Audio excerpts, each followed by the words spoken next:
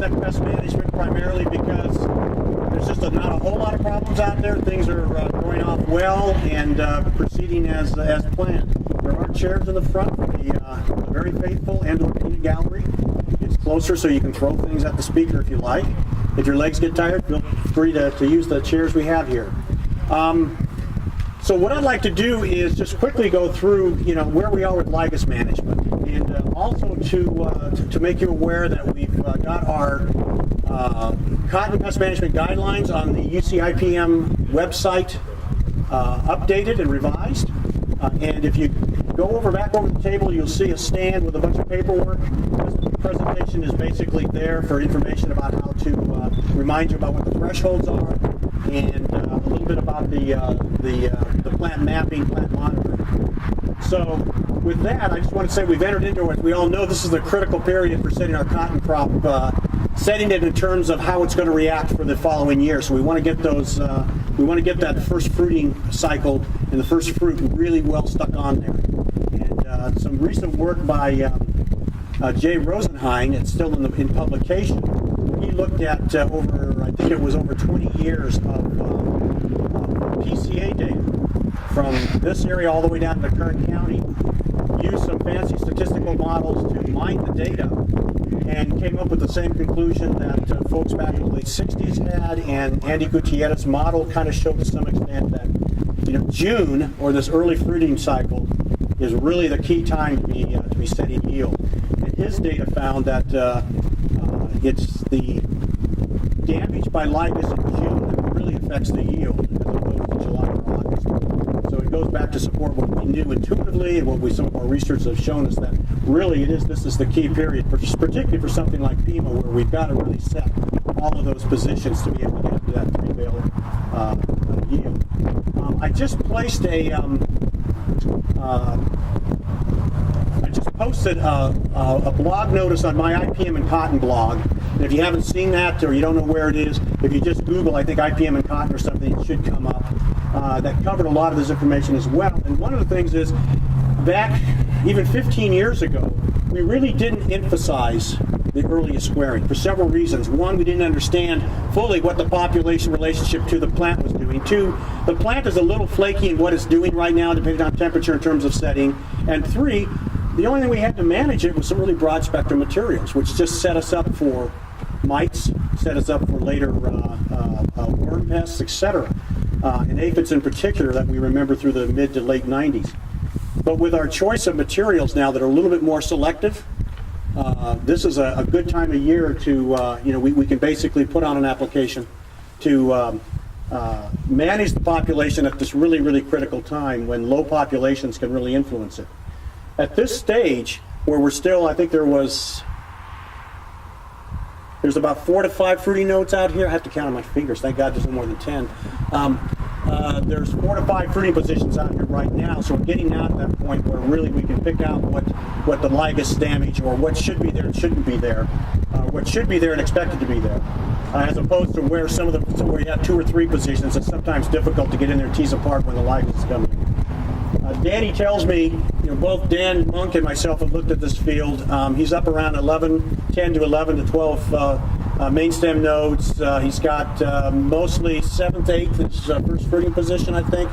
And in some cases, you'll find 1 to 2 first positions missing. He had a 3 count that moved in here, and he treated with carbine, and then within a couple of days, Danny, is that right?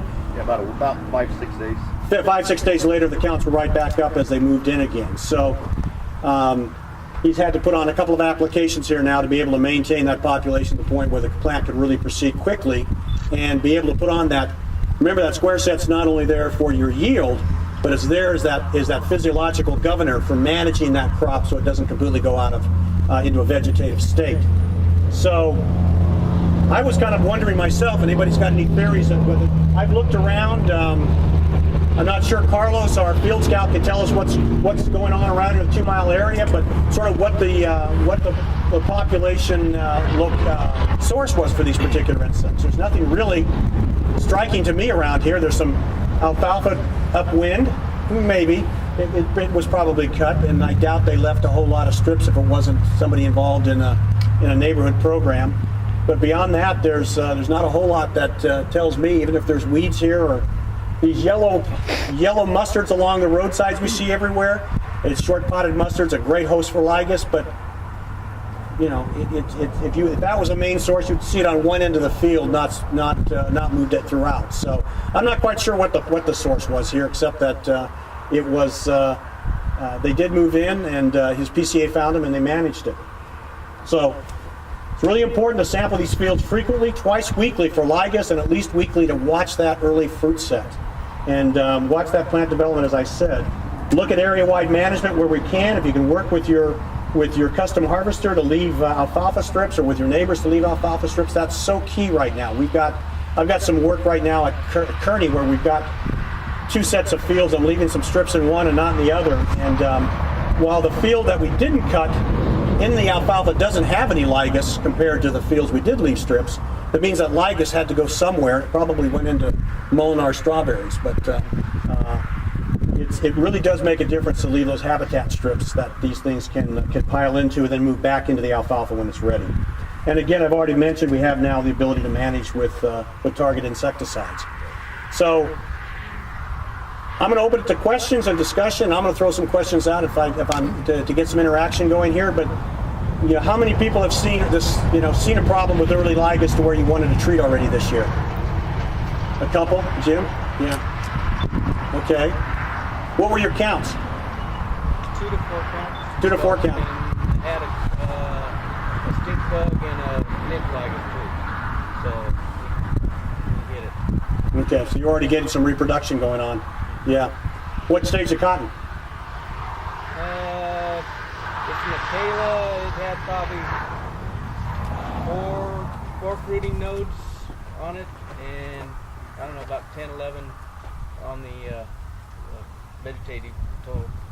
So it's, like I said, I could find a square here and there that was knocked off, so easily run the sprinklers up.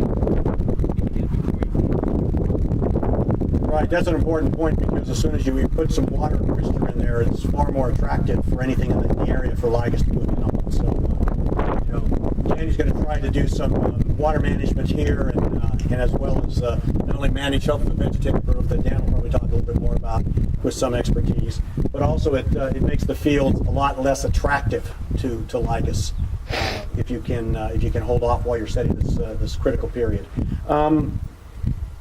How about mites? People have any problem with mites out here? That's not too bad though. Are people mostly putting on sort of a preventive treatment of some sort when they go through and do Add into the Roundup? So when you're going through with Roundup, then it's application. Okay. And thrips. Bob Hutmacher, I've noticed with the last Ag Facts, is talking about sort of thrips around the area. I have not seen it in this area, but I might not be going to the right fields.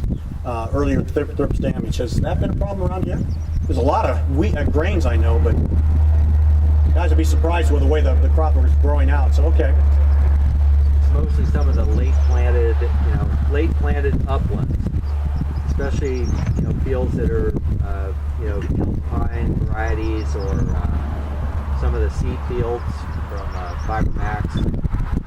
The non-Acala uplands seem to be a lot more susceptible. Have a Hema field right next to it, you see almost no damage, and then you see a lot of non-Acala uplands. So okay, so but a late planted upland, which that's the ones that I've seen. Yeah. So probably maybe linked to the fact that it caught the dry down on the grain at an earlier stage than what the earlier planted fields did, and more susceptible. Okay. Okay. Dan, what was the planting date in here? 5th of April. And in early.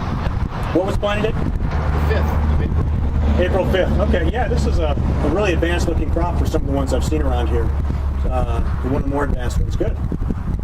So, okay, any other insect management questions? I'm going to be around for the duration, but I do urge everybody to take a look at our that stack of paperwork out there, and take what you like from it, and review some of these concepts at your leisure. So I'm going to close with that.